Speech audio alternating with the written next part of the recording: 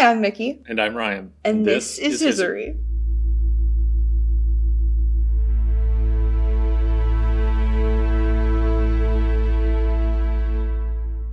We grew up watching paranormal investigators like Zach Bagans on Ghost Adventures, Ryan and Shane on BuzzFeed Unsolved and Ghost Files, and Sam and Colby on YouTube. The semi-casual investigations, people just trying to connect with those who are no longer around, or something we just can't understand, and diving deep into true crime cases. All throughout history, different cultures have believed in the paranormal. Divine gods, spirits, aliens, shaman, and witchcraft, just to name a few. Supernatural occurrences are reported all over the world and have become ingrained into pop culture. Since the beginning of humanity, people have been questioning the bigger picture of existence. What's really out there? Aliens? Ghosts? Bigfoot? Well, we wanted to try it ourselves in our own backyard. So come with us and explore the paranormal and macabre side of the Great Midwest. We're from Pioneer PBS in Granite Falls, Minnesota, and share a love for all things paranormal and the more macabre side of history. On this season's two-part finale, we, for the first time, did a 48-hour lockdown at Malvern Manor. Over the course of the 48 hours, we explored every room and were joined by some great investigators and inventors from the area.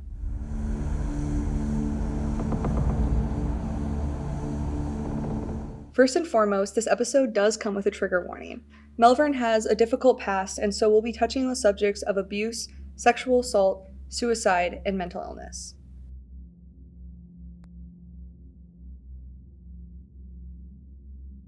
Before we get into this investigation, let's take a look at the history of Malvern Manor.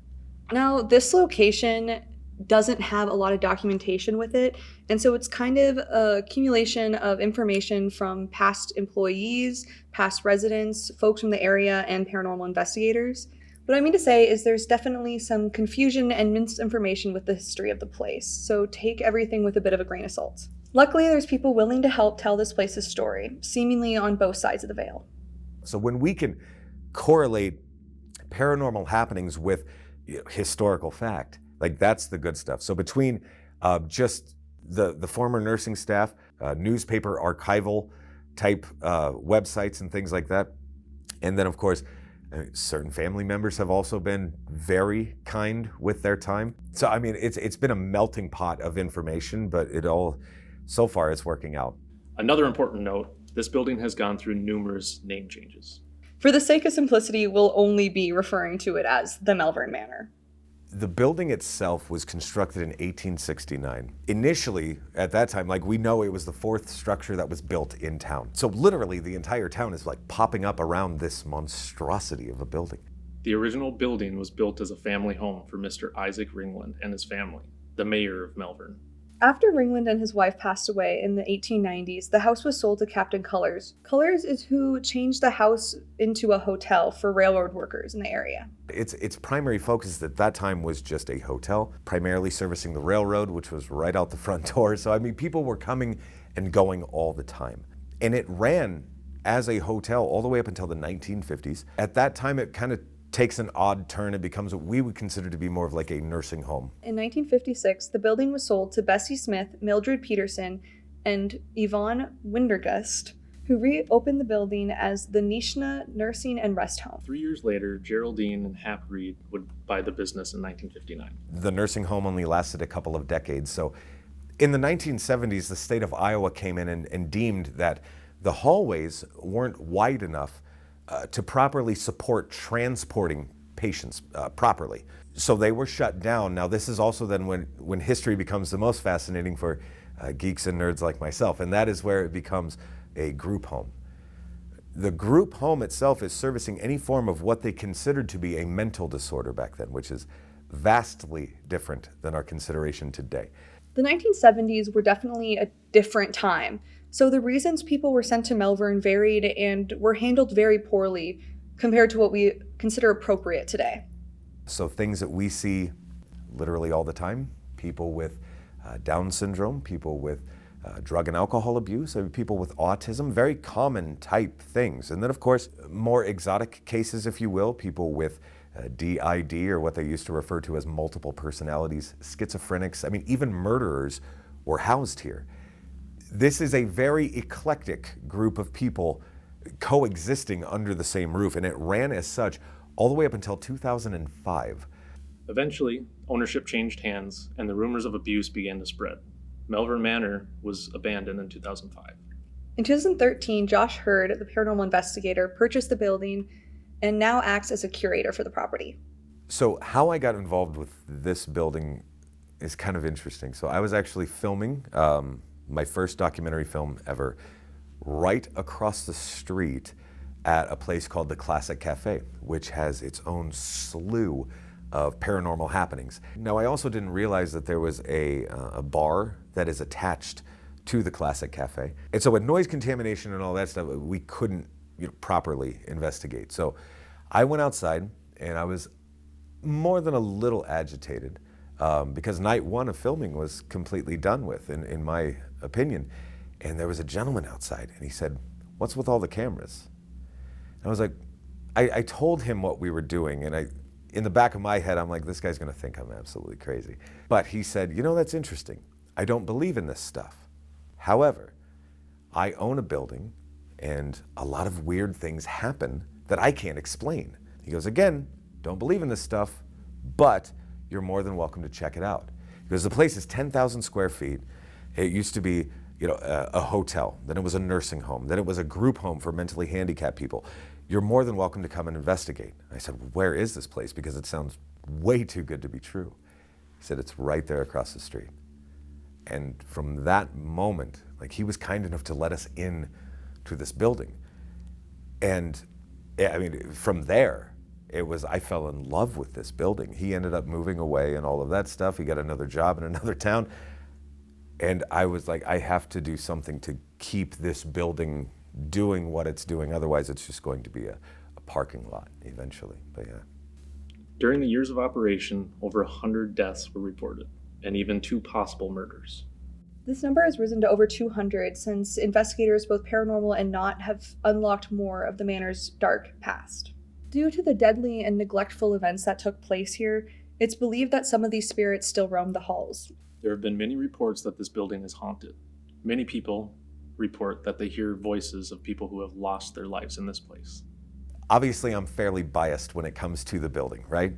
But the coolest thing about this place is the fact that we haven't touched a thing. Everything is how it was when we first walked in here. And I think, in my personal opinion, from an investigative side of everything, it adds a little bit more integrity to the place, especially from that investigative standpoint. You're able to investigate this the same way I first did, the same way we all first did. Although we weren't allowed to leave Malvern Manor for a full 48 hours, we were allowed to invite our fellow investigators and friends to help us along. On the first night, we were joined by Ivy from Farrar Elementary School, who you might recognize from our episode earlier this season when we investigated that property. After she arrived, Josh took us on a tour of the building, and we decided to start our investigation up in Inez's room. Inez's room. So the story with Inez Gibson fascinates me, but we know that the year was 1900. It was December 21st, so it was right around Christmas time. 12-year-old Inez Gibson is outside playing with her 8-year-old brother Otto. She's cold or she's bored, but she says, "I'm going upstairs." 10 minutes then pass. Her brother Otto comes upstairs, finds his sister Inez hanging by her jump rope in the closet. It looked as if it was a suicide. And to be fair, it kind of smelled like a suicide. Like these kids had a very tough go of life up until this point, right? In her actual death certificate itself, it says accidental death. Now, that's a heck of an accident, if you ask me. So I don't know what to believe, really, right? But what I do know, Otto ran to the grocery store, which is where Aunt and Uncle were working that day as grocers here in town. Aunt and Uncle had also just become adopted mom and dad to these kids. So he grabbed them. He grabbed 2 doctors as well, which just seems like complete dumb luck for small town Iowa in 1900. But they all raced back. They got her down. They tried to help in some way. Far too much time had passed, and there was just simply no helping her. This story shook the entire community. Even one of the doctors that was trying to assist her that day committed suicide himself 10 days later. It just gets messy, right? What fascinates me the most is that one of the most active spirits we have here is a little girl claiming to be Inez Gibson, and you will very audibly hear her running up and down these halls. She'll call you by name. She'll ask you to come and play, things like that. Definitively, I also know that Inez Gibson never died here. So the story that I just told you 100% happened right across the street, never on this property. Tools of the trade. Dead bell. The dead bell uses an EMF reader that physically dings the bell when a change in environment is detected. Spirit box. Scans radio frequencies for spirits to communicate through the white noise and words. Estes method. Uses a spirit box, then one investigator wears an eye mask and headphones while the other investigator asks questions to help eliminate bias. It was something like, that'd explain it or something. That would explain it. Is number 1 here? They're in the...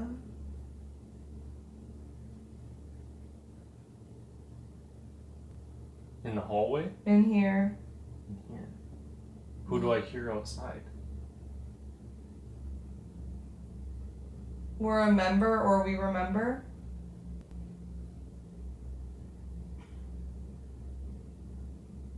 Do you remember being in this room? Oh, that was... I couldn't hear what she said. From...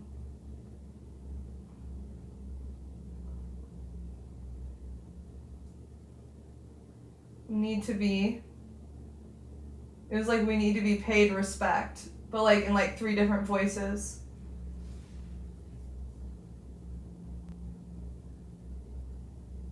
How can we do that?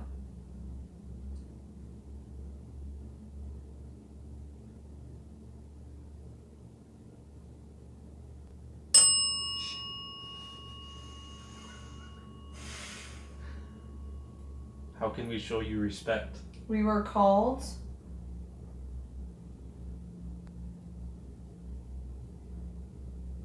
Would you like an offering of some kind? A gift? Okay. They're almost... I've got cookies in my car. Oh, you've got that? Yeah, I'm willing to share. Do you want a cookie? Yes. Oh my gosh. Share it? Okay, that might be the coolest thing ever. As soon as we're done here, Report something? I'm gonna go down there. I will grab my cookies. I think I've got some popcorn too. Popcorn's my favorite snack. I only want 1? Okay, well, I've got 2, so... Well, I want... I was gonna say I'll give you 1 and I could have the other one, but is there more than one person that wants a cookie? 1 for... something... It sounded like cookie or something. Okay, we've never had anything like this. I will Deliver it? 100%. Absolutely. We'll get you. Get out of my way. Did you see the... Are you trying to show yourself now? This is so cool. Will I...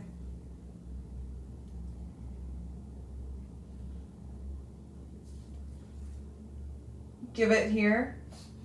I have to go get it. Is it okay if we talk a little bit first before I get the cookie? Well, let's remove you. Remove me? Why?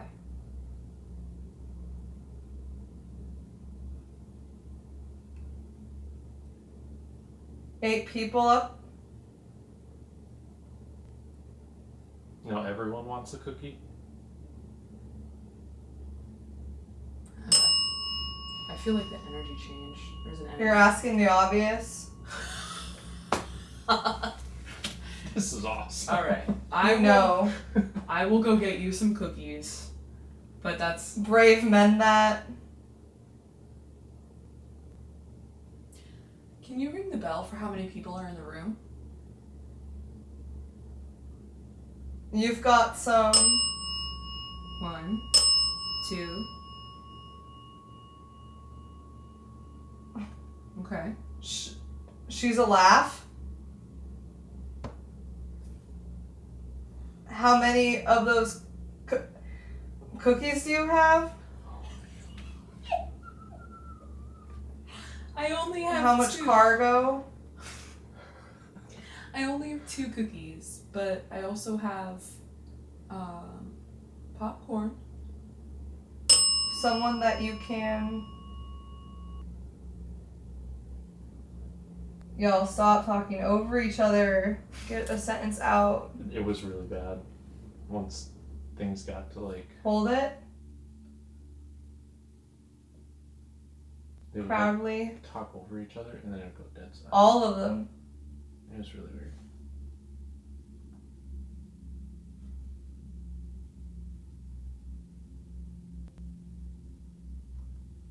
Can you tell us why she's laughing?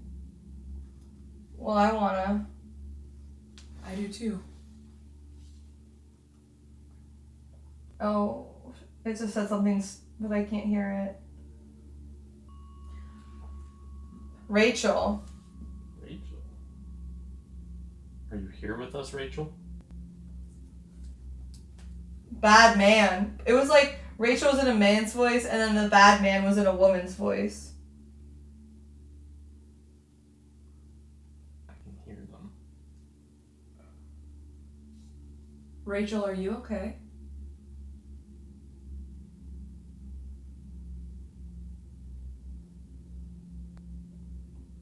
No clue I was.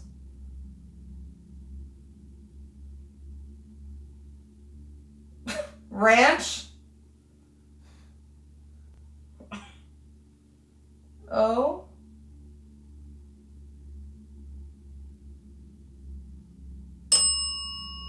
Are y'all doing that just to make me jump? Because that makes Oh. me jump. That was a ding? Oh my god.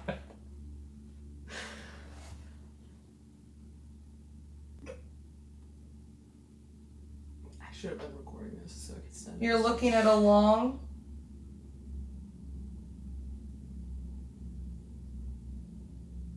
What are we looking at? I want to tell you. We're listening. Whoa. Something, like a something dead.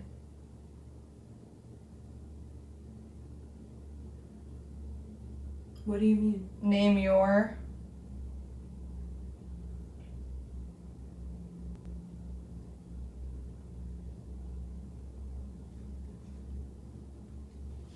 Well, I'm dead. We're all dying. It's the living. We're just hoping. What are you hoping for?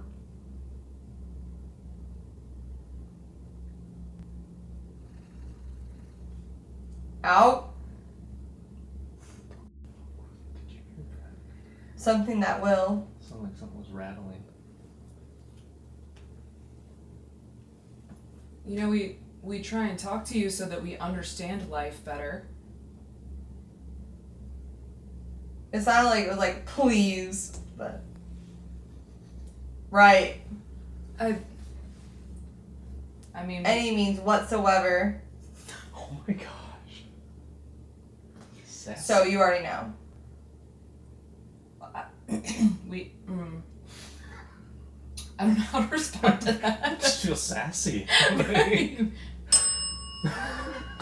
Bro! You're making, or something, you're doing something. Oh. Like.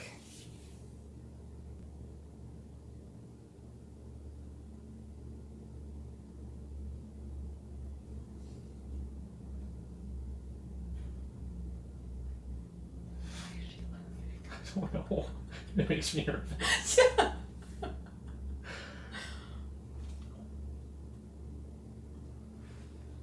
Let's get a little bit more from... If you have questions for us, by all means.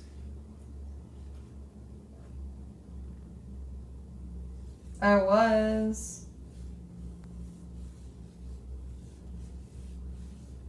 And I just...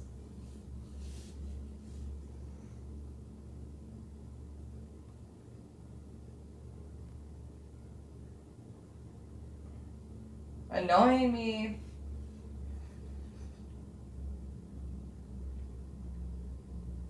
Well, somebody said they needed help and then never told us how we can help you. It's kind of like a guy laughing.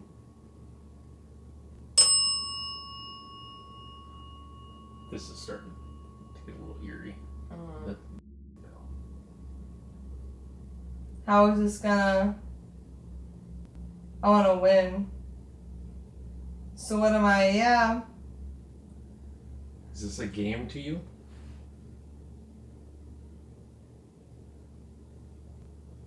He was supposed to come in. My left arm's getting cold. But he's...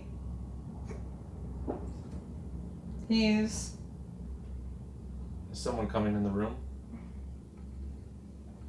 Or standing right outside of it? He's changed. And that's... worry? Mm-mm. He's suspended, or she's suspended from air.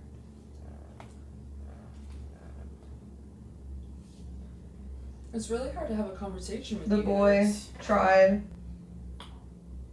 Hanging. Suspended in air, the boy trying. Are you talking about your brother trying to help you? I don't know why that just came into my mind, but... You're not...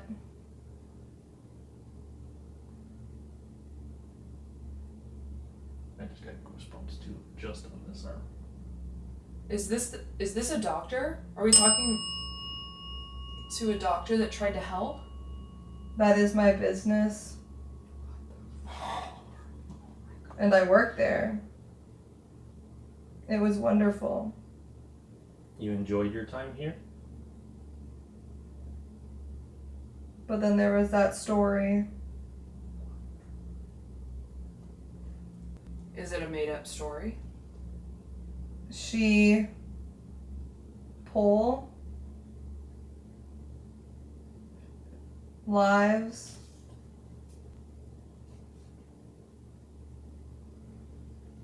I just feel...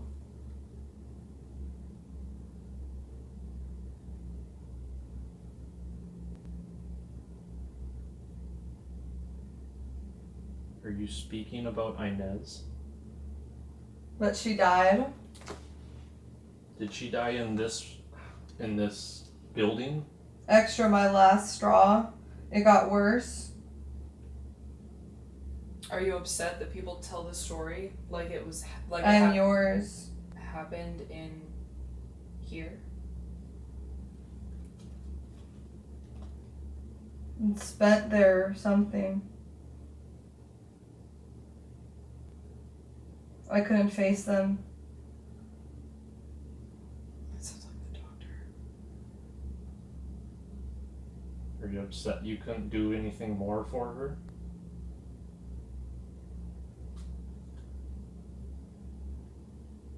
This is a miracle. Hundreds of millions.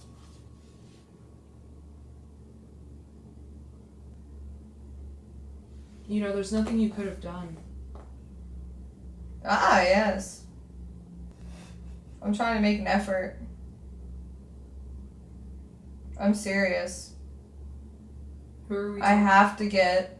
Who are we speaking with? Or who are we listening to, I should say. I've got to. Get on Yeah. I will try to keep, or I've been trying to keep that at a minimum, because pretty much everything that comes through makes me think of song lyrics. It's a problem. Guilty.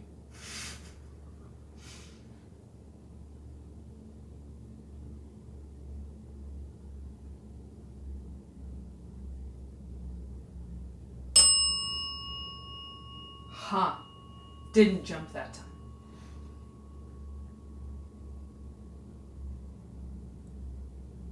Why's it gotta be so hot up here? I was gonna say, I was comfortable for the last like 10 minutes and now I'm getting warm again. I was comfortable and now I'm like, I need to take this. No. I'm just saying this so that it's out there, but I feel like I was just like, I totally just blacked out for a minute. Okay, sorry. I don't know how long I've been quiet, but like that was really weird. Like straight into dissociation. Like I like don't remember anything, and then all of a sudden it was like I couldn't hear anything here, but the bell went off, and then I was like snapped back into it. But that was really weird. I saw her Sorry. talking to herself. I just thought she was like repeating what she was hearing. It just looked like she mumbled a few words.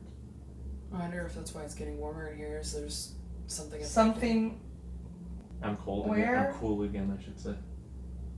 Buckle This side's up. colder than this side, but I said we all.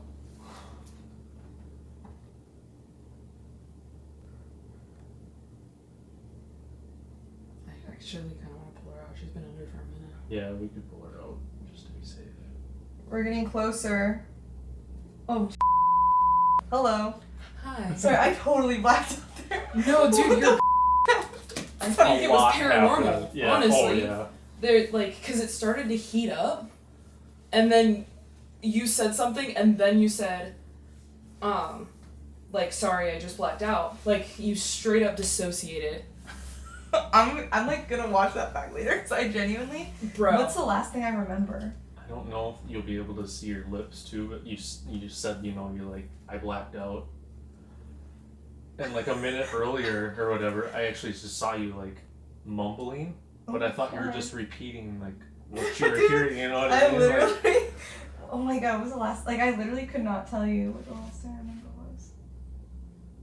there was a lot. Oh, shit. Was somebody trying to draw energy for my friend? Is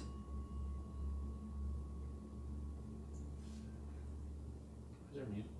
I'm Yes, hearing there, music yeah. now. I remember about cookies. And then I forgot about that.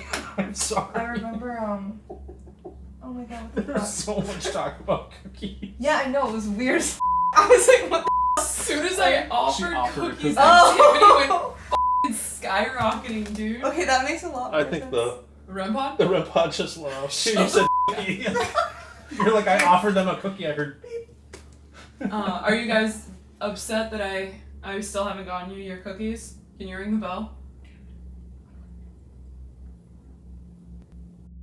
And that concludes part 1 of our investigation at Malvern Manor. Join us next week when we have our friends from Farrar Elementary and paranormal inventor Paul Kocsis with us. If you want to support Hiseerie and our PBS station, you can go to our Patreon at patreon.com/Hiseerie for more behind-the-scenes and full-length uncut investigations. If you like this video, like, comment, and subscribe down below.